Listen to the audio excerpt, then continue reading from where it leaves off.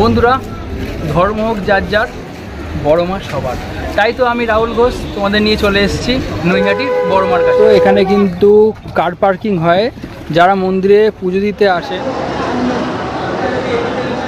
বন্ধুরা, আমরা এখন আছি শিয়ালদা স্টেশনে। 15 টাকার বিনিময়ে টিকিট কেটে আমরা কিন্তু চলে এসেছি নৈহাটি জংশনে।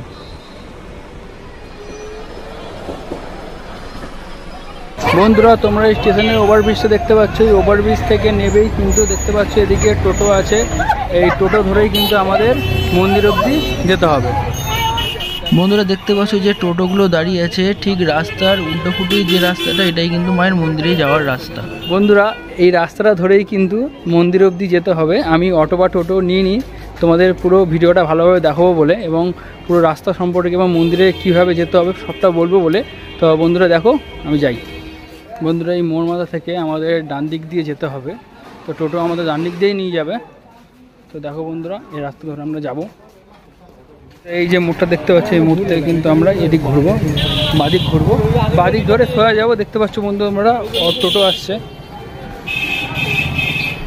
অবশেষে সেই সুদূর কলকাতা থেকে চলে এলাম নৈহাটি মায়ের মন্দিরে।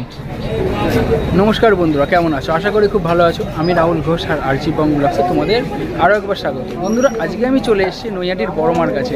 বন্ধুরা, এই বড় মার কাছে আমি আগেরবারও এসেছিলাম। ডেসক্রিপশন বক্সে আমি লিঙ্ক দিয়ে দেবো আমার ভিডিওর, তোমরা অবশ্যই দেখে নিতে পারো। 100 বছর পুরনো হয়েছিল। তো সেক্ষেত্রে মন্দিরটি নতুন করে তৈরি হচ্ছিল সেই সময়। তো সেই সময় আমি ভেতরে ঢুকতে পারিনি, কারণ এখানে যে কোটি কোটি মানুষের ভিড় হয়েছিল। তোমরা ভিডিওটা অবশ্যই যদি না দেখে থাকো দেখে নিও, সেখানে তোমরা দেখতে পাবে। আর ভিডিও আমরা তখন করতে পারিনি মন্দিরের। আজকে আমি এসেছি নতুন মন্দির, তোমরা দেখতে পাচ্ছ। এই মন্দিরের ভিডিওটা করব, এবং ভেতরে যে কোষ্ঠীপাতর যে শিলাটি আছে এই শিলাটিও তোমাদের দেখাবো, এবং মায়ের যে মূর্তিটা আছে সেই মূর্তিটাও তোমাদের দেখাবো। তো চলো বন্ধুরা, ভিডিওটা স্কিপ না করে তোমরা পুরোটা দেখতে থাকো, এবং তার সাথে তোমরা জানবে এখানে কীভাবে আসবে এবং কীভাবে তোমরা পুজো দেবে এখানে, সমস্তটাই তোমাদের দেখাবো। তো চলো বন্ধুরা, ভিডিওটা স্কিপ না করে তোমরা দেখতে থাকো। আশা করি ভালো লাগবে, আর ভালো লাগলে অবশ্যই লাইক কমেন্ট শেয়ার করতে ভুলো না। তো চলো বন্ধুরা, দেখে নেওয়া যাক। বন্ধুরা, তোমরা দেখতে পাচ্ছ এটা হচ্ছে মন্দির, এবং এই দিক দিয়ে গেলে চলে যাবে স্টেশনের দিকে। এবং বন্ধুরা, এদিকে দেখতে পাচ্ছ তোমরা, এদিকে হচ্ছে ফেরিঘাট, এদিকে তোমাদের নিয়ে যাব। আর দেখো বন্ধুরা, বড় মা ঠিক মন্দিরের ঠিক নিচে তোমরা দেখতে পাচ্ছ আদি ডালা ভান্ডার। এখান থেকে আমরা ডালা নিয়ে নেবো। তো চলো বন্ধুরা, নিয়ে নেওয়া যাক ডালা, এবং বড় মার মন্দির আমরা প্রবেশ করব ঠিক ওই দিক দিয়ে। দেখতে পাচ্ছ বন্ধুরা, নৈহাটি বড় মা কালী পূজা সমিতি লেখা আছে। এই যে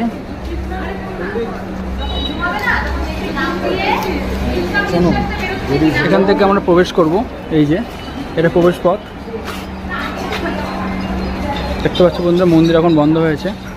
বন্ধুরা, এখন বিকেল 4টে বাজতে যায়। ঠিক 4টের সময় মায়ের মন্দির খুলবে। বন্ধুরা, তোমরা দেখতে পাচ্ছ এখানে অসংখ্য ভক্তদের ভিড় জমেছে, ভক্তরা পুজো দেবে বলে। বন্ধুরা, একই সাথে কিন্তু আমরাও মায়ের পুজো দেব। বন্ধুরা, এখানে পুজোর সময়সূচি এবং নিয়মাবলী আছে, তোমরা দেখে নাও। আর বন্ধুরা, এটা হচ্ছে বাহির পথ, এখান থেকে পুজো দিয়ে বেরোবে।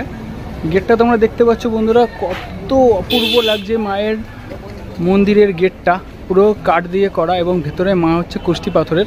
ভেতরে গিয়েও তোমাদের দেখাবো। তো চলো বন্ধুরা, আগে আমরা ডালাটা কিনে নেবো, তারপর আমরা মন্দিরের ভেতরে প্রবেশ করব। বন্ধুরা, এই দোকান থেকে আমরা ডালা নিয়ে নেবো। এই দোকানের নাম হচ্ছে আদি ডালা ভান্ডার, এবং এই দোকানের যে দোকানদার, ওনার সাথে এই মন্দির সম্পর্কিত অনেক তথ্য আমরা জেনে নেবো।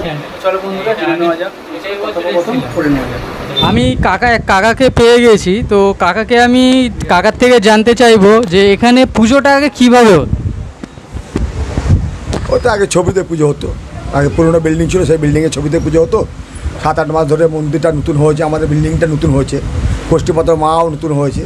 7-8 মাস ধরে খুব জমজমাট, বিদেশ থেকেও পুজো আসে আমাদের সবসময়। আমাদের এখানে ডালা দোকান, আমরা বড় মায়ের আশীর্বাদ সব করে খাচ্ছি।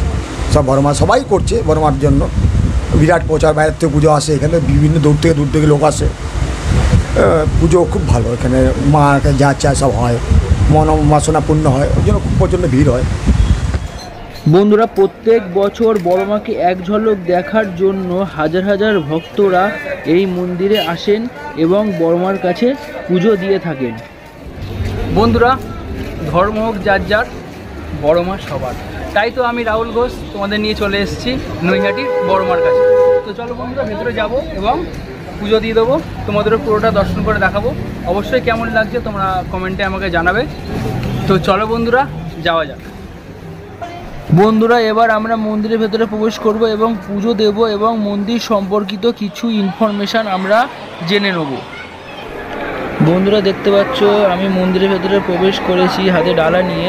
বন্ধুরা তোমাদের জানিয়ে রাখি, এটি মায়ের স্থানীয় মন্দির, এখানেই মাকে নিয়মিত পুজো করা হয় এবং আগে যে জায়গায় রক্ষাকালী পুজো করা হতো সেখানেই প্রতি বছর মৃন্ময়ী রূপে মাকে পুজো করা হয়। বন্ধুরা তোমরা দেখো মায়ের মূর্তিটি কিন্তু সত্যিই খুব অবাক করার মতো। আর তাছাড়া বন্ধুরা তোমরা ভালো করে দেখো মায়ের মূর্তিটি কিন্তু সোনা রূপা দিয়ে বিভিন্ন অলংকারে কিন্তু মোড়া আছে। বন্ধুরা তোমরা দেখতে পাচ্ছ বড়মার মন্দিরের ঠিক পাশেই কিন্তু রয়েছে লাগোয়া রাধাকৃষ্ণ মন্দির। কতটা সুন্দর লাগছে বন্ধুরা, তোমরা দেখো পেছনে বড়মার ফটো আছে এবং সামনে রাধাকৃষ্ণ ঠাকুরের মূর্তি।